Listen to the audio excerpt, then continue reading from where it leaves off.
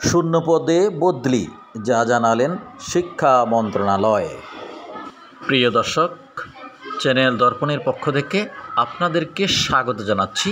আমি মোহাম্মদ লোকমান মিয়া, সীতাকুণ্ড, চট্টগ্রাম। প্রিয় দর্শক, চ্যানেল দর্পণ দেখুন। চ্যানেল দর্পণের ভিডিওগুলো ভালো লাগলে লাইক দিন, প্রিয়জনের কাছে চ্যানেলটি শেয়ার করুন এবং চ্যানেলটি তো নতুন হলে সাবস্ক্রাইব করুন। শিরোনামের পর এবার বিস্তারিত। শূন্যপদে বদলি নিয়ে যা জানালো শিক্ষা মন্ত্রণালয়। দ্য ডেইলি ক্যাম্পাস থেকে প্রতিবেদন। 22 সেপ্টেম্বর 2024 শিক্ষা মন্ত্রণালয় থেকে এ তথ্য জানানো হয়। দ্য ডেইলি ক্যাম্পাসের প্রতিবেদন থেকে বেসরকারি শিক্ষা প্রতিষ্ঠানে কর্মরত এমপিওভুক্ত শিক্ষকদের বদলি খসড়া তৈরির কাজ চলছে। খসড়া তৈরির পর তা অনুমোদনের জন্য শিক্ষা উপদেষ্টার দপ্তরে পাঠানো হবে। এরপর চূড়ান্ত অনুমোদন পেলে সেটি পরিপত্র আকারে জারি করা হবে। নাম অপ্রকাশিত রাখার শর্তে মন্ত্রণালয়ের শীর্ষ এক কর্মকর্তা দ্য ডেইলি ক্যাম্পাসকে বলেন, শিক্ষকরা একাধিকবার মন্ত্রণালয়ে এসেছেন। তাদের দাবিগুলো আমরা শুনেছি। শিক্ষা উপদেষ্টার কাছ থেকে পাওয়া নির্দেশনার পরিপ্রেক্ষিতে খসড়া নীতিমালার কাজ চলমান।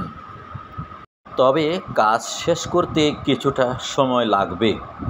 অনেকগুলো বিষয় নিয়ে মন্ত্রণালয় কাজ করছে, ফলে দ্রুত কাজ শেষ করা কঠিন। খসড়া তৈরি হলে সেটি পরিপত্র আকারে জারি পূর্বে শিক্ষা উপদেষ্টার সম্মতির দরকার হবে।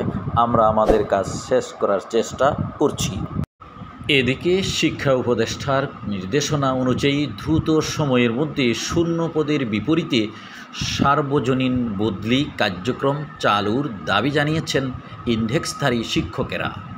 দাবি আদায় না হলে কঠোর কর্মসূচি পালন করার ঘোষণা দিয়েছেন তারা।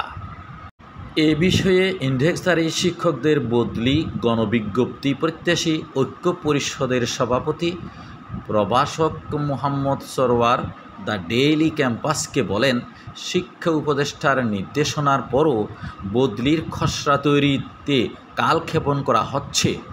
এটি কোনোভাবেই মেনে নেওয়া হবে না। আমরা দ্রুত শূন্যপদের বিপরীতে সার্বজনীন বদলি চাই। এ দাবি আদায় না হলে শিক্ষকরা আবারও মাঠে নেমে আসবে।